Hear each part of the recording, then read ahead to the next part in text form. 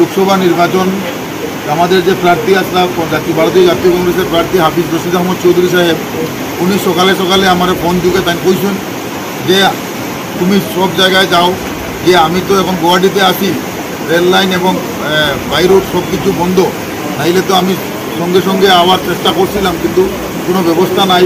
তাই তার প্রতিনিধি হিসাবে আমার পাঠাইছেন এবং আমি সরজমিনে তদন্ত করে যেসব পাইছি এবং আমি মানে রিপোর্টটা ইতিমধ্যে দিয়েও আসছি কিছু, এবং এই জায়গার রিপোর্টটা এইমাত্র তার কাছে পৌঁছাইব এবং আমাদের জেলা কংগ্রেসের প্রেসিডেন্ট সাহেবও উনিও আমাদের এখানে আওয়ার চেষ্টা করতরা এবং মানে মুরাদপুর এবং মুড়াউড়া গ্রামের ঠিক মধ্যবর্তী স্থানে এই বাঙ্গন আছে। আর এই বাঙ্গনের সম্মুখে যে গ্রামটা সেটা হচ্ছে নয়া গ্রাম। মানে কিরকম ক্ষয়ক্ষতি হয়েছে মনে করেন আপনারা এই বাঙ্গনের হলে?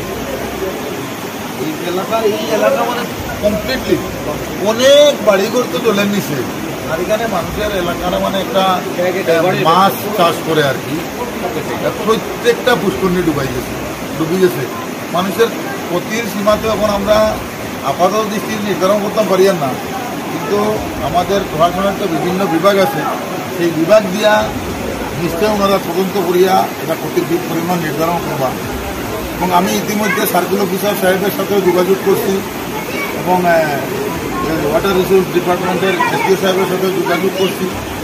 তারা সার্কেল অফিসার সাহেব, ওনার ডিজাস্টার ম্যানেজমেন্টের একজন কর্মকর্তা আরিফুল সাহেব নাম, ওনার ফোন নম্বরও আমারে দিচ্ছেন, আমি ওনার সাথে যোগাযোগ করছি এবং ওনারা আমিনও সরজমিনে ওনারা আমিন নিয়োগ করতেন, নিয়োগ করিয়া ক্ষতির তদন্ত করার ব্যবস্থা নিচ্ছেন। এটাই প্রশাসনকে ধন্যবাদ জানাই। আর বিশেষ করে ধন্যবাদ জানাই আর আমাদের জেলাধিপতি মহোদয়কে, যে উনি সরজমিনে এই ঘটনার তদন্ত করছেন এবং তদন্ত করিয়া নিশ্চয় উনি এখানে ক্ষতির পরিমাণ দেখছেন এবং এটার বিহিত ব্যবস্থা কিটা নেওয়া যায় তাই এমনিতে ব্যবস্থা নিবা। আর আমি বিশেষ করিয়া জেলাধিপতির কাছে এটা আবেদন জানাইয়া যে ঠিক বাঙ্গনের সম্মুখে যে বাড়িটা, এই বাড়িটা রক্ষার ক্ষেত্রে ওনাদের কাছে যদি কোনো ধরনের কোনো ব্যবস্থা থাকে ওনারা এই ব্যবস্থা করার জন্য আমি আকুল আবেদন জানাই।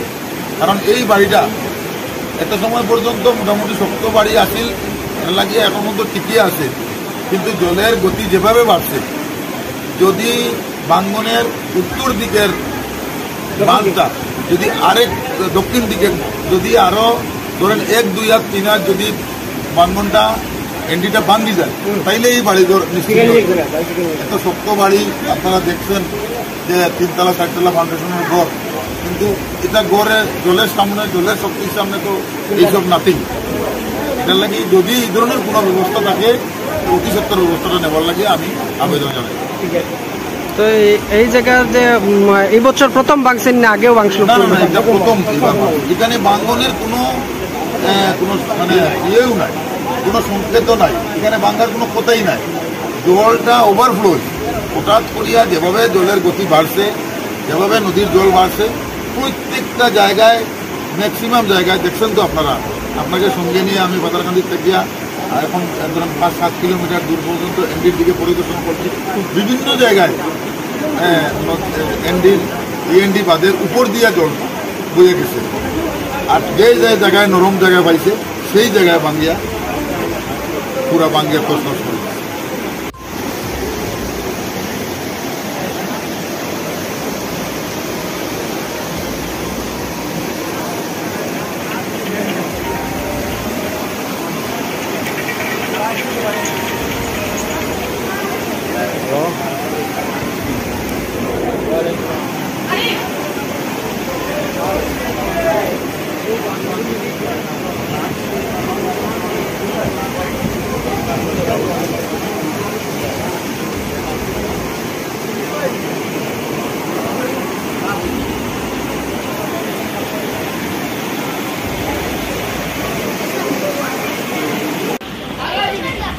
দিলেই বা আরো দিব